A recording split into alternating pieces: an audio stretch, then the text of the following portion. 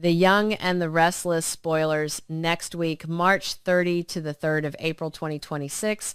There are weeks in Genoa City when everything feels like it is teetering on the edge of collapse, when tension is no longer building but tightening, suffocating, pressing in from every direction until even the smallest spark could ignite something uncontrollable, and what is coming next feels exactly like that kind of slow, inevitable explosion where obsession, addiction, and unresolved desire begin to overlap in ways that no one can fully anticipate. And at the center of this chaos stands a series of characters who are no longer guided by logic, but by emotion, by impulse, by wounds that have never truly healed.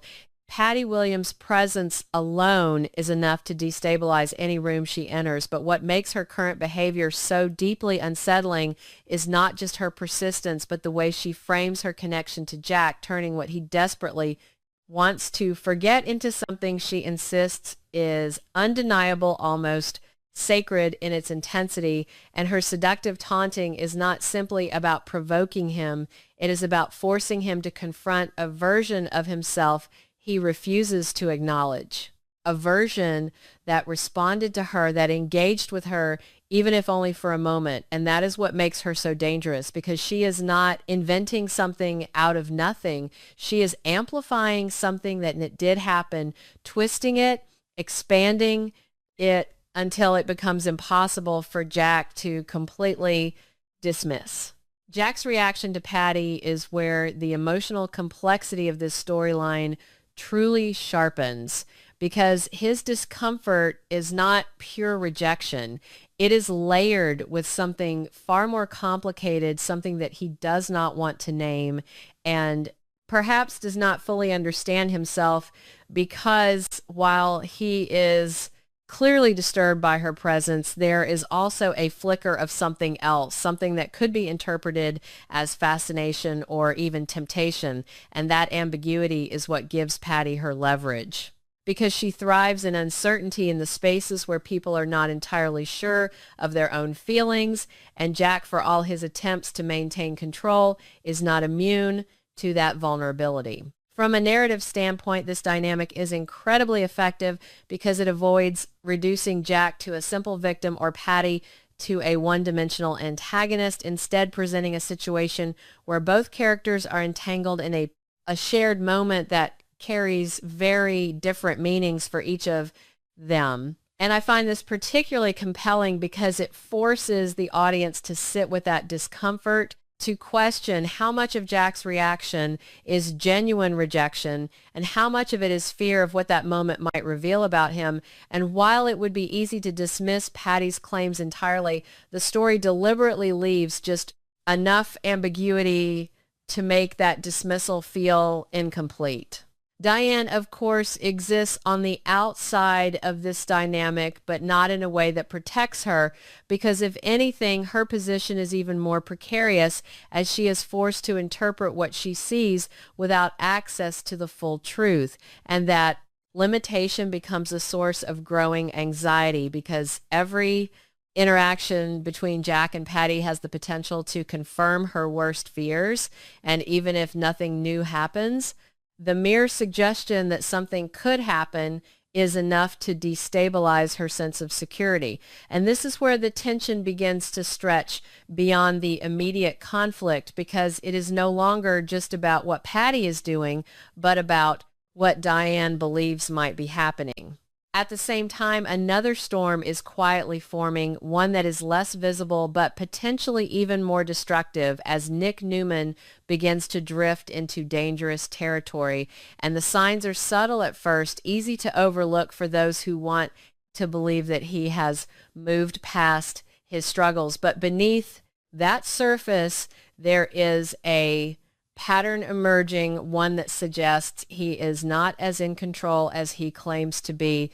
And this is where the storyline takes on a darker tone, because addiction, unlike many other conflicts, does not announce itself clearly. It hides it, disguises itself as normalcy until it is too late to ignore. Nick's descent into the world of drugs is not driven by recklessness alone, but by a combination of pressure, denial, and a need to maintain the image of stability that others expect from him. And this creates a dangerous feedback loop, because the more he tries to appear in control, the more he relies on the very thing that is undermining that control. And from a character perspective, this is both tragic and compelling because it highlights how easily someone can slip back into destructive patterns when they refuse to fully confront their vulnerabilities. Sharon, meanwhile, is positioned as the emotional counterpoint to this unraveling, and the shock she is about to face is not just about discovering Nick's behavior,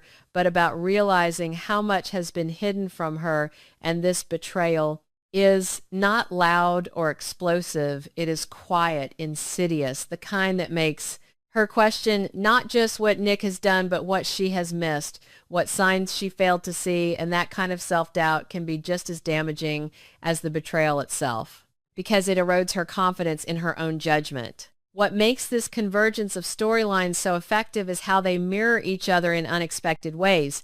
Because while Jack is struggling with an external force that threatens to expose a hidden vulnerability, Nick is dealing with an internal struggle that he is trying to conceal, and both situations revolve around the same core theme, the loss of control and the consequences that follow when that control begins to slip.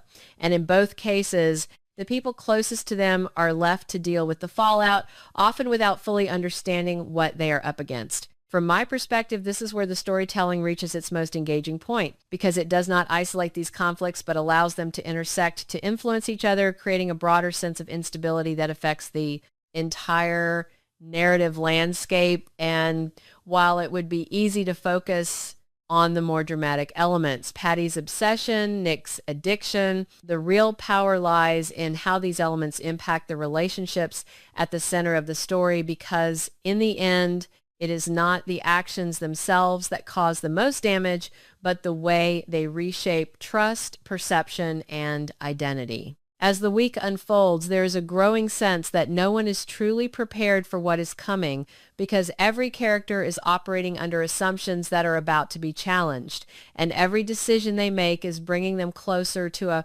moment where those assumptions will no longer hold. And in that sense, the real tension is not just about what will happen, but about how each character will respond when the truth finally surfaces, and whether they will be able to withstand the impact, or whether they will be pulled deeper into the chaos that has already begun to take shape around them. There are nights in Genoa City when the world feels suspended between what is known and what is about to be revealed, when the quiet hum of everyday life gives way to something heavier, something that settles into the bones before anyone can even name it. And what is happening to Sharon in that moment at the cafe is not just a reaction to bad news.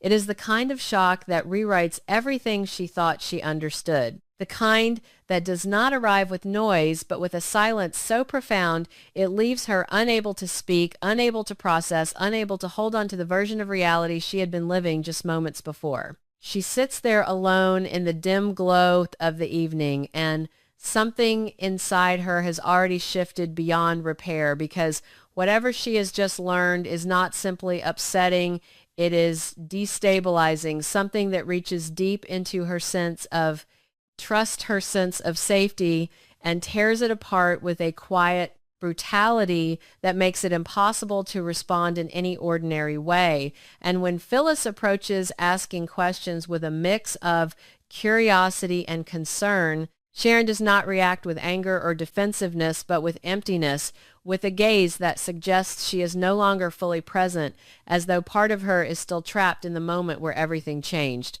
The absence of immediate emotion is what makes this scene so powerful, because it suggests that Sharon has not yet reached the stage of anger or grief. She is still in shock, still trying to understand what she has been told, and that delay in emotional response creates a tension that feels almost unbearable, because it hints at something so significant that it cannot be processed in real time. And from a storytelling perspective, this is an incredibly effective way to build anticipation, because it forces the audience to sit in that uncertainty, to feel the weight of what has not yet been spoken. What could have shaken Sharon to this extent is not a simple betrayal or a predictable twist, but something that strikes at the core of her relationships, something that forces her to question the people she trusts most.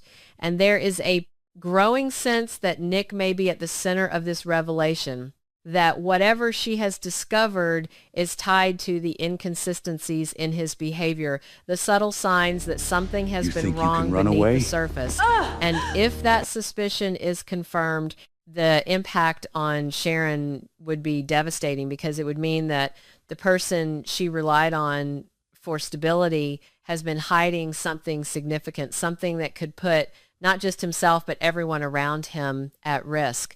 Phyllis in this moment becomes an unexpected witness to Sharon's unraveling, and her reaction is layered with complexity, because while there is genuine concern in her approach, there is also an undercurrent of something else, something more instinctive, a recognition that whatever has happened could shift the balance between them, and this duality. And Phyllis's response adds another layer to the scene, because it reflects the complicated nature of their relationship, where rivalry and empathy coexist in a way that is never entirely comfortable. From my perspective, this dynamic between Sharon and Phyllis is one of the most interesting elements of the storyline, because it allows for a moment of connection that is not defined by competition, but by shared humanity, and yet that connection is fragile, easily disrupted by the underlying tensions that have always existed between them, and this creates a sense of unpredictability, because it is never entirely clear whether Phyllis's support will remain genuine or shift into something more self-serving as more information comes to light. As Sharon begins to process what she has learned, the emotional layers start to unfold, moving from shock into something more volatile, something that carries the potential for anger, for confrontation, for decisions that could have far-reaching consequences. And this is where the story begins to expand outward, because whatever she does next will not happen in isolation.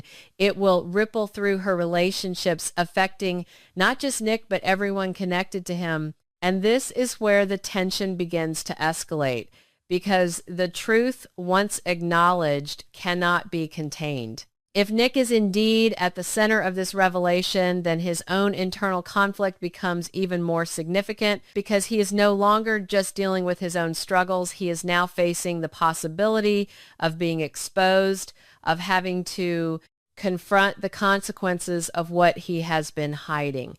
And this creates a parallel tension where both Sharon and Nick are navigating the same truth from opposite sides, one trying to understand it, the other trying to contain it. And that dynamic is inherently unstable, because it is built on opposing needs that cannot coexist indefinitely. What makes this storyline particularly compelling is how it uses silence as a form of tension, because Sharon's inability to speak in that moment says more than any confrontation could. It reflects the depth of her emotional response, the way she is being forced to recalibrate her understanding of everything around her. And this quiet intensity is something that the narrative uses effectively, allowing the weight of the situation to build gradually rather than releasing it all at once. There is also something deeply human in Sharon's reaction, because it captures the way people respond to overwhelming information, not with immediate clarity, but with confusion, with hesitation, with the need to sit with the truth, deciding what to do with it. And this authenticity is what makes the scene resonate, because it feels grounded in real emotional experience, even as the stakes of the story continue to rise. As the night progresses, the question is no longer just what Sharon has learned, but what she will do with that knowledge, because information alone does not create conflict. Action does. And the moment she decides to act, whether by confronting Nick, confiding in someone else, or choosing to remain silent, will mark the beginning of the next phase of the story. And that decision carries weight, because it will determine not just the direction of her own arc, but the trajectory of the relationships that surround her. And perhaps the most unsettling aspect of all is the sense that this is only the beginning, that whatever has shaken Sharon so deeply is part of something larger, something that will continue to unfold in ways that none of the characters are fully prepared for. And as she sits there struggling to find the words, it becomes clear that the silence is not just a pause. It is the space before a storm, the moment before everything changes. And once that change begins, there will be no going back.